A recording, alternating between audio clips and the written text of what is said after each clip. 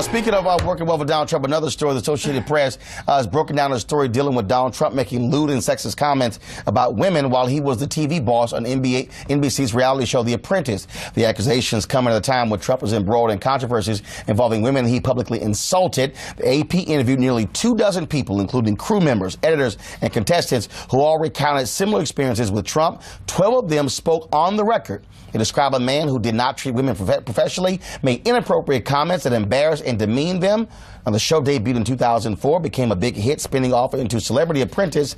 It catapulted Trump into reality stardom, which helped launch his political ambitions, but also improved his business because he was going broke. In a statement, campaign spokeswoman Hope Hicks denied the charges, saying, quote, "These outlandish, unsubstantiated, and totally false claims fabricated by publicity-hungry, opportunistic, disgruntled former employees have no merit whatsoever."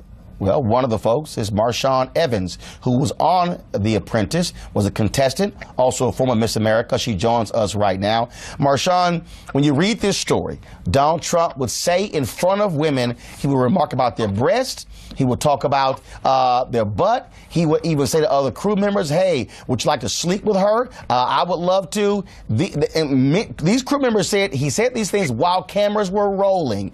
Your thoughts, your experiences with Donald Trump on The Apprentice? Well, I was on very early when it was the original Apprentice in season 4 back in 2005, and that was certainly very similar to my experience to a certain extent.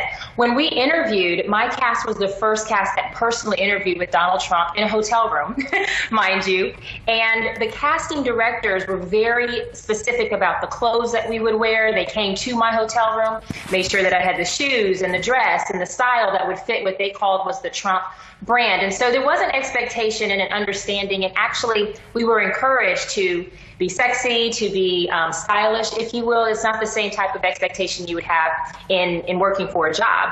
But I didn't have any, I would say, negative interactions with Donald in a way that he was offensive to me, but he always made comments about women. This is a man who has more in common with Hugh Hefner than he does with Bloomberg or Warren Buffett. Yes, he has made a lot of money, depending on how you look at what you, if your wealth is based off of what you make or what you keep, but he loves casinos, he loves women, and he loves money, and that's always who he has been. It wasn't that I was unaware of that when I did The Apprentice, because he's an entertainer. And there's a difference between being an entertainer and then a person of excellence, and that's really where the breakdown is happening right now. One woman was quoted on the records, Trump had her twirl around so he could take a look at her body. She said, well, it really wasn't that big of a deal. There were other crew members who said he often remarked about one crew member, one camera operator, her butt, saying she had a very nice butt, and made her uncomfortable. He would constantly make comments about her body. Well, he's very, he loves women. We see that in the fact that he's had multiple marriages, but we see that also in the choices of the industries he's chosen to be in. And I'm not surprised about that. Again, I experienced that, but we kind of wrote it off when we were on the show because, again, it was entertainment. None of us were actually applying to work for Donald Trump or working for the Trump organization. The Apprentice was a game show. When you win, or even if you don't win, all of us that receive money from being on the show received checks from NBC, not the Trump organization. We knew that this was entertainment. We knew that he's an entertainer. And I believe what's making him successful in this campaign, if you call it success, I think it's dangerous, is that he's an expert marketer. He's an expert at publicizing himself. He shares that in common with Kim Kardashian. And in this entertainment-driven society, I think what we really got to look at is what's the danger of Kardashianism-style leadership, which is really what Trump is representing, on women, on young girls.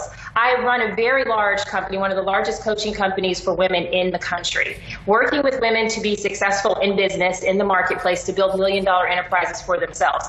My concern is, what does this do for women in terms of our opportunities to be taken seriously? When you look at Donald Trump interrupting Secretary Clinton over 50 times, it shows that we are going backwards in terms of whether or not women's views are going to even be listened to. You don't have to agree with them. Got it. But can a woman finish a sentence, please?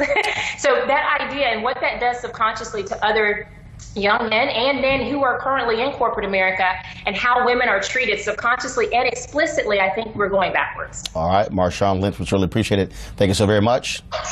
Kickstart your day at 7 and get the news you need from the perspective you want. News 1 Now with Roland Martin, every weekday morning at 7 on TV 1.